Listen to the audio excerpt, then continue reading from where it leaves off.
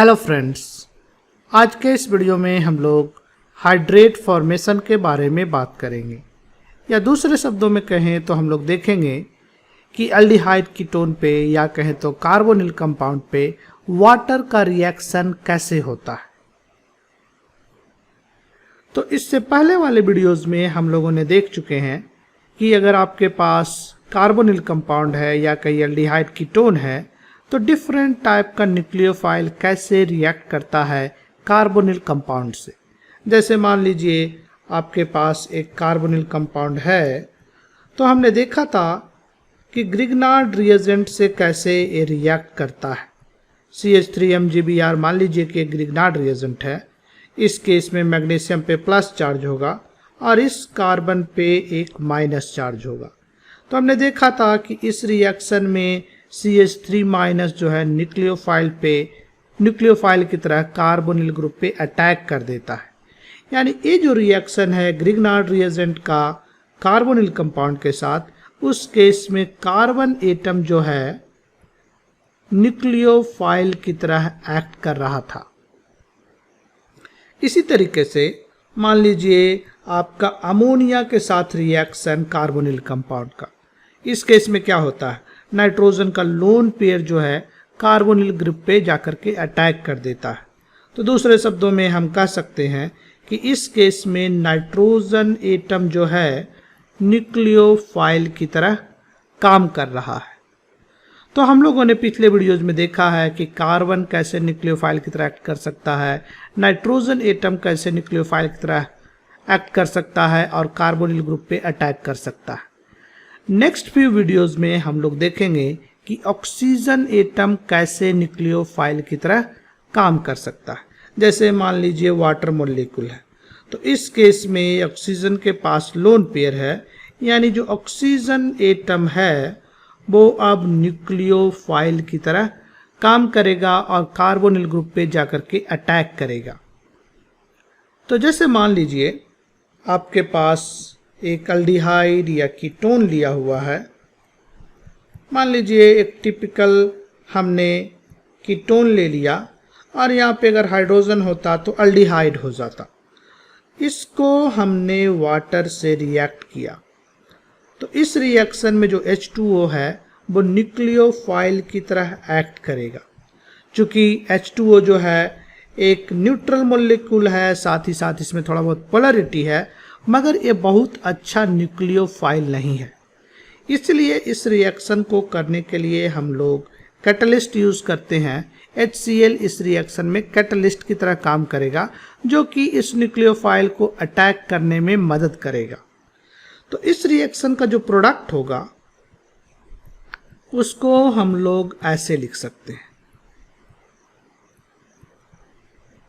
यहाँ पे अगर एल्डिहाइड होता तो हाइड्रोजन होता। इस प्रोडक्ट को अगर देखिएगा तो एक ही कार्बन पे 2 OH ग्रुप लगा हुआ है। ये स्पेशल टाइप का प्रोडक्ट है। ऐसे प्रोडक्ट को हम लोग बोलते हैं हाइड्रेट, या तो हम लोग बोलते हैं जेम डाइऑल। इसको हम लोग बोल सकते हैं जेम डाइऑल। जनरली हम लोग इसको स्मॉल लेटर में लिखते हैं, तो जेम डाइऑल से इसको बोलिए, या तो आप इसको हाइड्रेट बोल सकते हैं। इंपॉर्टेंट पॉइंट ये है कि 2 OH ग्रुप जो है सेम कार्बन पे है, यानी हाइड्रेट में हम लोग कह सकते हैं 2 OH group on same carbon. अगर ऐसा आपको दिखे कि एक ही कार्बन पे 2 OH ग्रुप लगा हुआ है, यानी कि वो जो मॉलिक्यूल है उसको हम लोग हाइड्रेट के नाम से जानेंगे।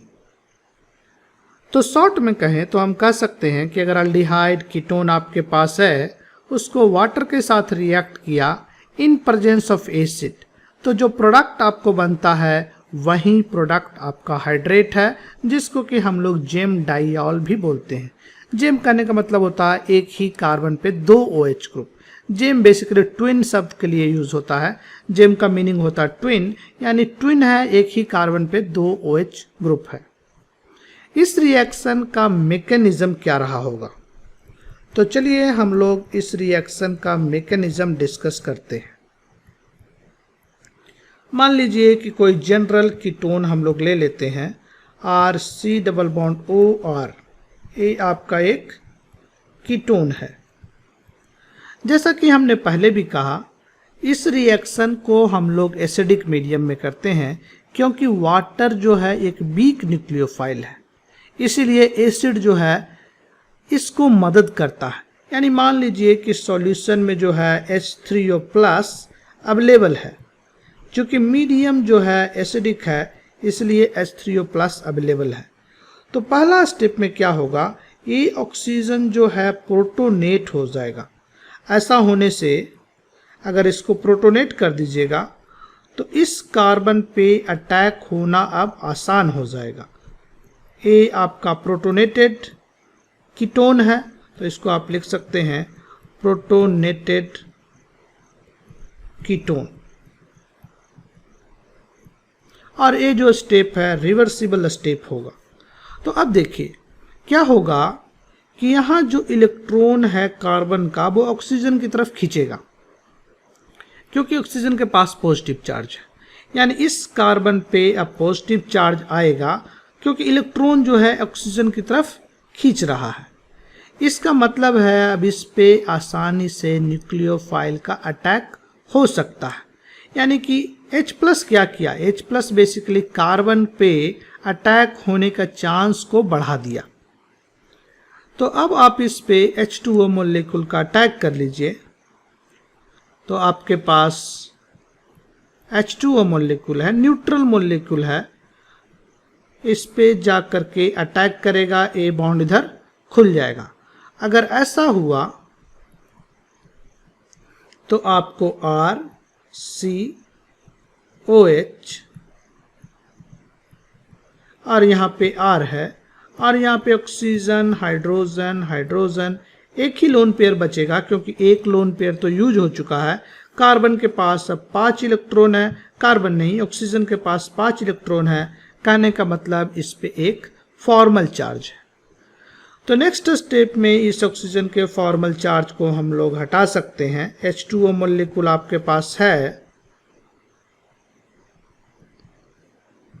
तो H2O मॉलिक्यूल जो है यहाँ से एक H+ अगर ले ले तो आपको फाइनली एक OH नीचे बचा रहेगा, इस कार्बन पे एक दूसरा OH बचा रहेगा, यानी कि इसको हम लोग हाइड्रेट बोलेंगे। तो ये हुआ एसिड कैटलाइज्ड हाइड्रेट फॉर्मेशन का मैकेनिज्म। तो ये रिएक्शन क्या हुआ, ये हुआ आपका एसिड कैटलाइज्ड हाइड्रेट फॉर्मेशन।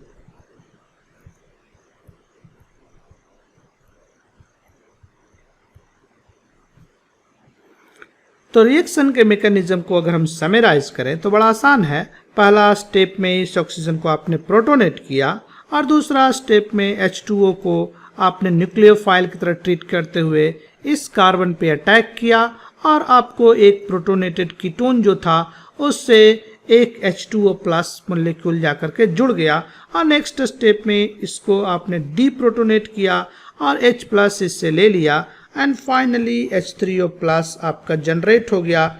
इसीलिए इस केस में जो H+ है वो कैटलिस्ट की तरह यूज हो रहा, क्योंकि फाइनल स्टेप में भी आपको एक H3O+ जनरेट हो रहा है। इसलिए इसको हम लोग बोल सकते हैं एसिड कैटलाइज्ड हाइड्रेट फॉर्मेशन। जो हाइड्रेट का फॉर्मेशन है वो बेस कैटलाइज्ड भी हो सकता है, यानी हम कह सकते हैं बेस कैटलाइज्ड हाइड्रेट फॉर्मेशन। तो बेस कैटलाइज्ड के केस में क्या होगा, हम लोग के पास सेम मॉलिक्यूल है, सेम कीटोन है, मगर अब H2O के साथ साथ पानी में OH- भी प्रेजेंट होगा। CH3CO, CH3 की जगह पे R ले लेते हैं जनरल मॉलिक्यूल, और इस केस में रिएक्शन में OH- प्रेजेंट है। चूंकि मीडियम बेसिक हो गया तो अभी OH- जो है अच्छा न्यूक्लियोफाइल है, इस पे अटैक करेगा, ऑक्सीजन के ऊपर एक खुल जाएगा। अगर ऐसा हुआ तो RCO- और यहाँ पे R और यहाँ पे एक OH ग्रुप आ जाएगा। नेक्स्ट स्टेप में क्या करिएगा, इस ऑक्सीजन के पास एक निगेटिव चार्ज है, इसको आपको ख़त्म करना पड़ेगा। पानी मोलिक्यूल आपके पास है, इस पानी मोलिक्यूल से आप एक H+ ले लीजिए और इसको इधर भेज दीजिए। अगर ऐसा करिएगा तो यह है RCOH, यहाँ पे OH और यहाँ पे R, और एक OH- यहाँ पे रिलीज हो जाएगा। तो देखिए पहला स्टेप में एक OH- यूज हुआ और लास्ट स्टेप में एक OH- जो है जनरेट हो गया। इसीलिए हम कह सकते हैं कि इस रिएक्शन में जो है OH- है वो एक कैटलिस्ट की तरह काम कर रहा है, यानी हाइड्रेट फॉर्मेशन। ये रिएक्शन का जो प्रोडक्ट है वो क्या है, हाइड्रेट है, या दूसरे शब्दों में कहिए तो ये जो है एक जेम डाइऑल है।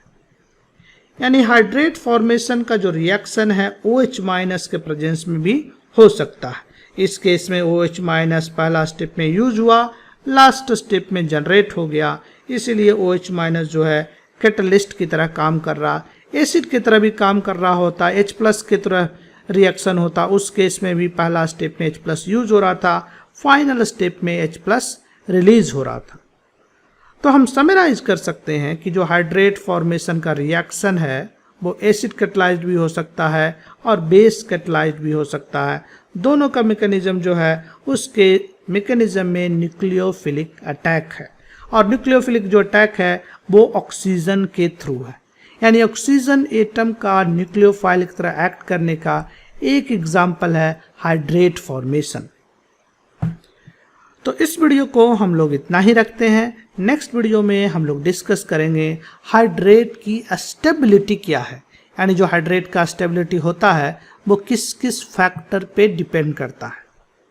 तो हम लोग फिर मिलते हैं नेक्स्ट वीडियो में अल्डिहाइड कीटोन के एक और पहलू को लेकर के। तब तक के लिए bye, take care and thank you.